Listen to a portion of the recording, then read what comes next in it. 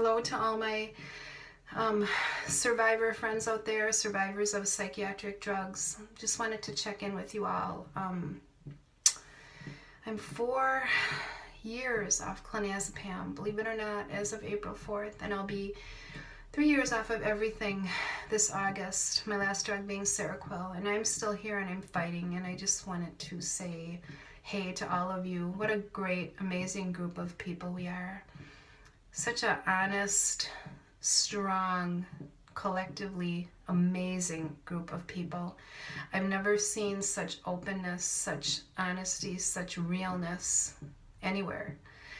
That's what these type of situations do to you, this type of adversity. It just really helps you to just be real. And I just love that about all of us. I have met such amazing people, and I may never meet you all in person, but I just have found such strength that I can draw from all of you, and I hope you from me too.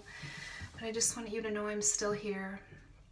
I'm still really, really struggling every minute of every day to get through it. I still say the hardest thing I do every morning is put my feet on the floor.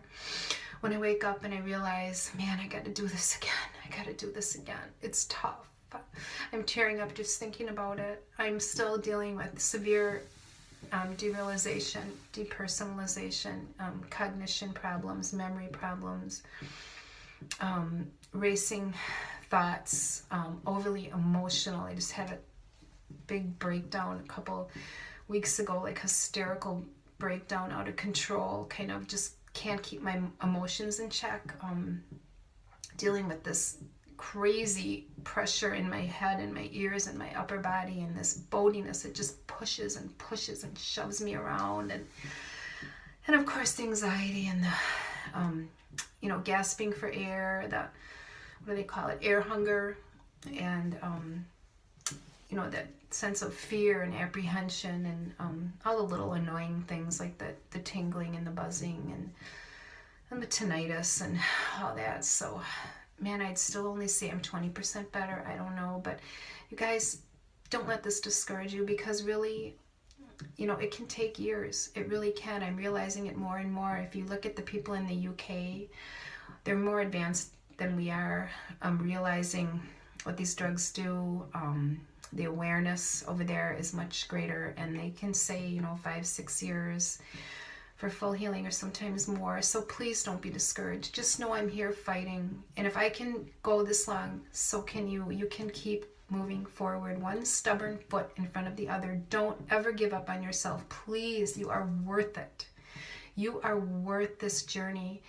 You are worth it. Your friends, your family are worth it. Your kids, whoever you're surviving this for, God's worth it. Think of your future. Think of the dreams you have. Think of the career you might want to have, or the new relationship, or just the plans you have for the future. Focus on them. Write them down. Write down what a simple, enjoyable, beautiful day will be like when you get through this. That's what I do.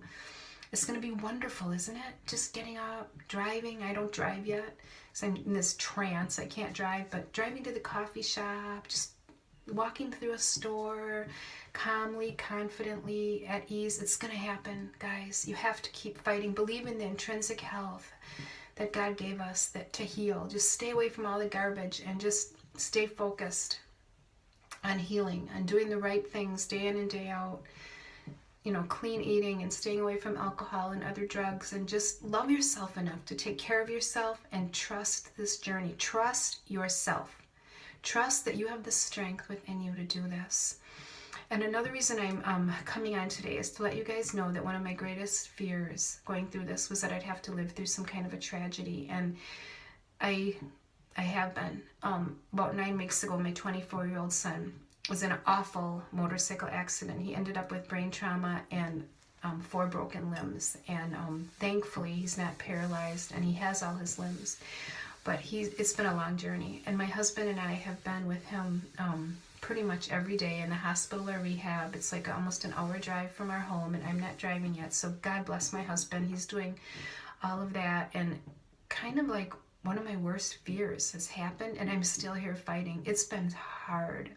It has been so hard navigating hospitals and rehabs and meetings in this derealization with this cog fog and this pressure, and just kind of, acting like you know what everybody's talking about and feeling like you're hyperventilating. But I'm doing it. The point is I'm doing it, and I just want you to know that you can do whatever you have to do in life.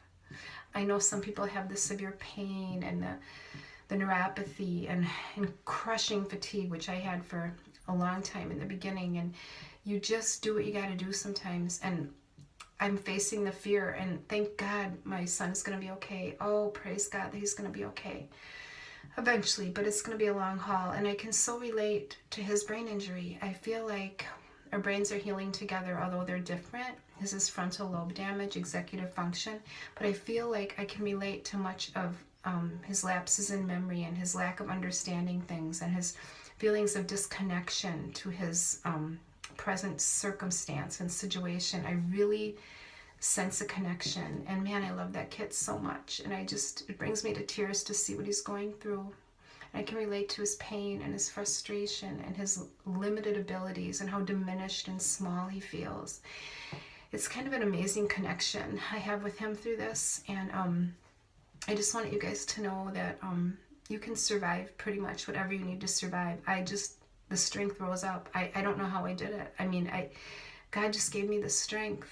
His word says that when we are weak, he is strong, and that the joy of the Lord is our strength. And joy is not a happy feeling. We think of joy as happiness. It's a deep, deep knowing. It doesn't even have to be a feeling. It can be a deep knowing that God's in control and you're going to be okay. And I have that to a certain degree. I don't feel it. It's just a knowing I have.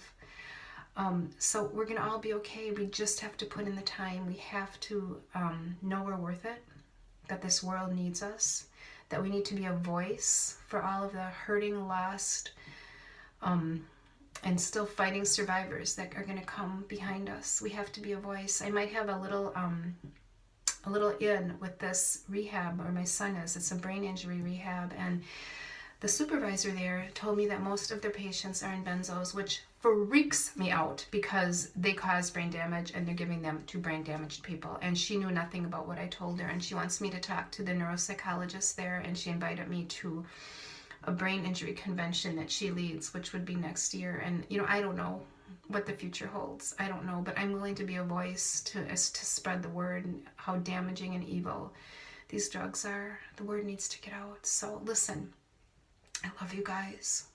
I'm here fighting with you. Be strong. Love yourself enough to get through this. God bless.